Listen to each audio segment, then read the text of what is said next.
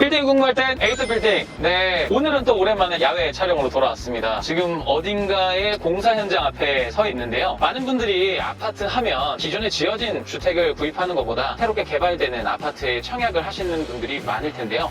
그만큼 이제 가격이 많이 상승했기 때문이겠죠. 현 정부 들어서 특히 이 청약에 대한 열기가 매우 뜨겁습니다. 서울 안에서 가장 이슈가 되면서 관심을 많이 갖고 계실 만한 두 곳을 저희가 방문했습니다. 가보실까요? 네, 그 첫 번째 현장이 제가 지금 바로 서 있는 이편한 세상 강일 어반브리지입니다. 기본적인 개요를 좀 말씀드리면 지하 2층에 지상 27층 규모이고요. 총 593세대입니다. 2024년 2월경에 입주 예정이고요. 중요한 것은 청약에 대해서 굉장히 열기가 높았던 이유는 주변 시세보다 이 분양가가 5억 이상 저렴하기 때문에 청약에 당첨만 되면 5억 로또에 당첨되는 것과 같다. 이런 얘기가 돌 정도로 굉장히 인근 시세 대비 저렴하게 분양이 이루어졌다고 합니다. 593세대에 6만여 명이 몰려가지고 경쟁률이 굉장했습니다. 특별공급에만 166대 1이었고 그 다음에 생애 최초는 367대 1이었습니다. 굉장하죠.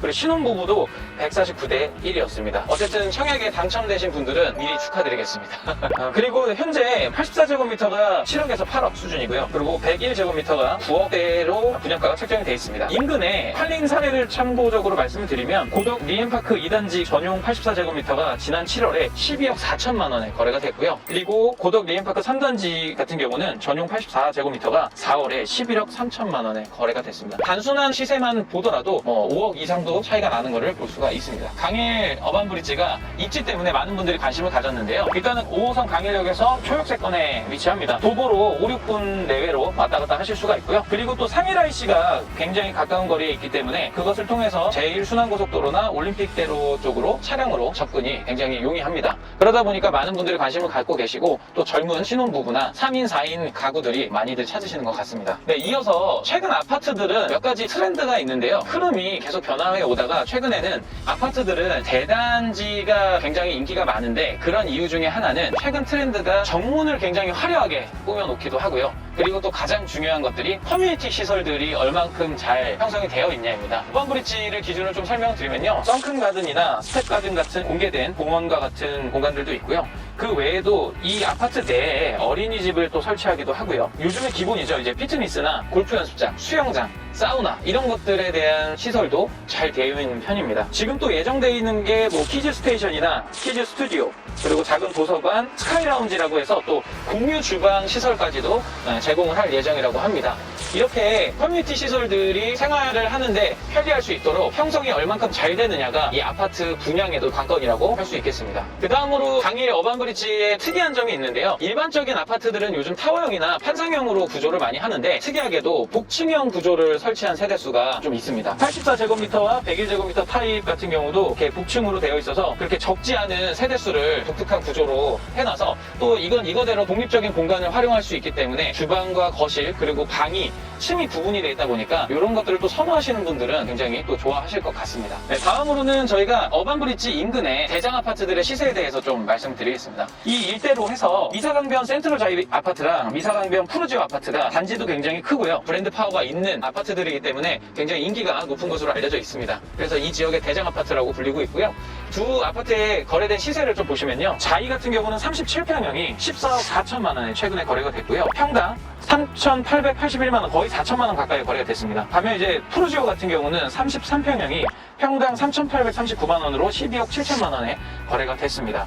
최근 이번 달에 다 거래가 된 사례들인데요. 이것만 보더라도 강일 어반브리지 같은 경우도 청약에 당첨만 되면 왜 시세 차이가 5억 이상이 발생이 되는지에 대해서 보실 수 있습니다. 네, 저희가 어반브리지에서 한 바퀴 둘러보고요. 사실상 이 지역에 많은 분들이 이용을 하실 만한 인근 상권에 나와 있습니다. 이 근처에는 지식산업센터도 있고요. 바로 맞은편에 이제 아파트 단지들도 있는데요. 제 카메라에 보는 것처럼 뒤에도 아파트 단지들이 인접해 있긴 합니다. 근데 지금 보시는 것처럼 제 셀카에도 나오고 지금 카메라 화면에도 많이 잡히는데 공실이 굉장히 많습니다. 마치 김포한강 신도시 갔을 때 상가들이 많이 비어있던 모습들을 봤었는데요. 그런 거와 유사하게 굉장히 이 이면부 쪽은 특히 1층 점포가 많이 비어 있어요. 반대로 상층부는 학원이나 병의원 이런 것들이 또 채워져 있는 데들이 있는데요. 1층을 포함한 저층부가 많이 비어 있는 것으로 보여집니다. 차량으로도 둘러보고 지금 걸어서도 둘러보고 있는데요. 상업시설들이 밀집되어 있는 블럭 자체가 규모가 그래도 상당히 큰 편이고요. 주변에 접하고 있는 배우 세대 수에 비해서는 여기도 김포한강 신도시처럼 좀 상업시설의 공급이 좀 과하지 않나 뭐 이런 생각이 듭니다.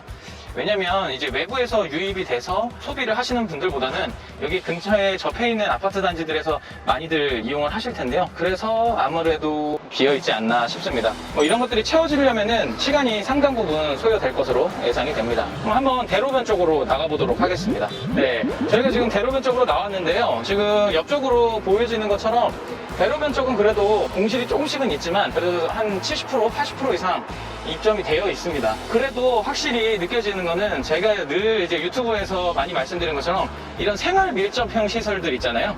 그런 것들 뭐 병의원이나 학원 이런 거 관련된 것들은 뭐 많이들 들어와 있는데요. 반대로 이제 뭐 판매 시설이나 뭐 이런 것들은 조금 공실들이 눈에 조금씩 보입니다. 이런 것들이 대로변도 이렇게 보일 정도이고 이면부는 거의 뭐 50% 정도 수준도 채워지지가 않았기 때문에 상당 시간 소요가 되지 않을까 싶고요. 그리고 이게 시간만 갖고 해결이 될지도 조금은 의문입니다.